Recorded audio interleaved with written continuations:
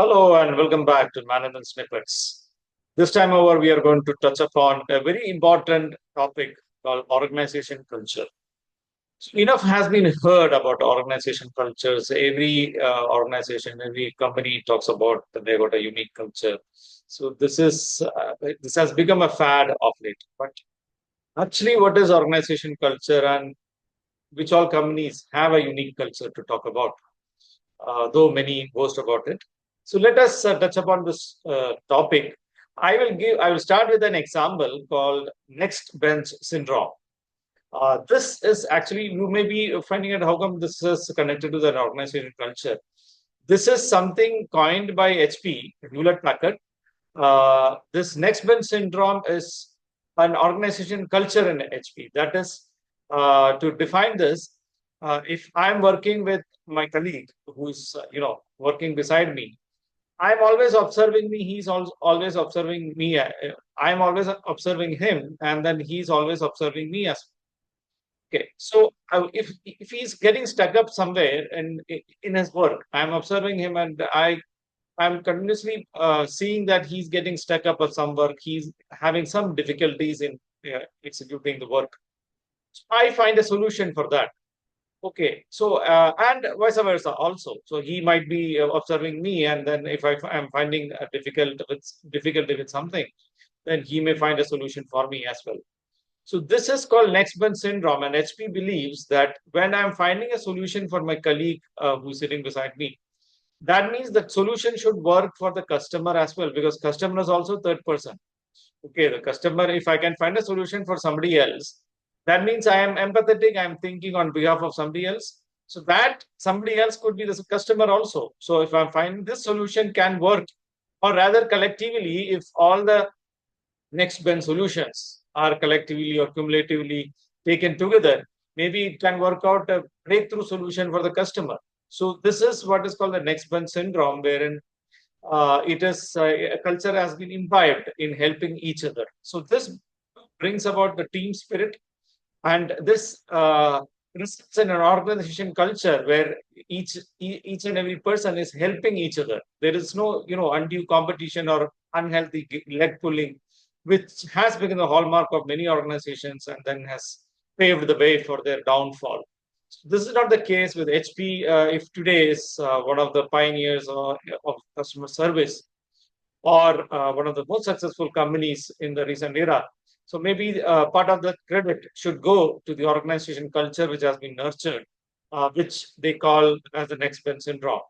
And there are other companies also. For example, there is one Walmart who calls their employees as associates.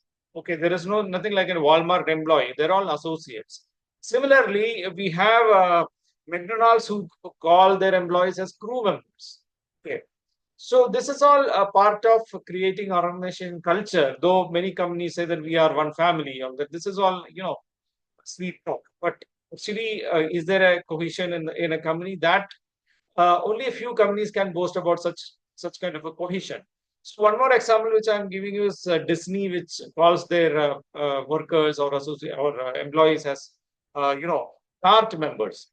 Uh, or yeah, card member it is called. So card member is another example of people. So just because you're calling your employee by a particular name does not mean that suddenly an organization culture of cohesion has developed. No, it is a perennial effort. It is a continuous effort wherein culture is imbibed in the company, wherein people have helping each other culture. There are some companies which are very ethical in culture.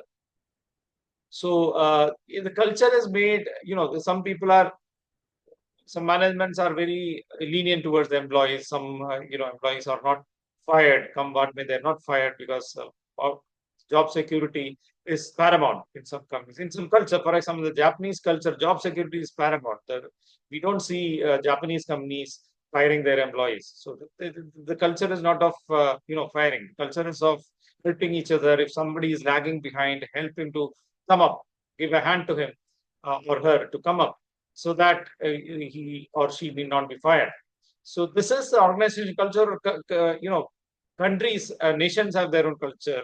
For example, Japanese culture is one good example of how as a society they are well knit. and then helping each other. So that's about organization culture, and organization culture is developed over many, many years. It cannot develop overnight, but the seeds of that culture has to be, uh, done at a very early stage. So unless it is seeded early, the culture cannot develop as a big tree over a period of time.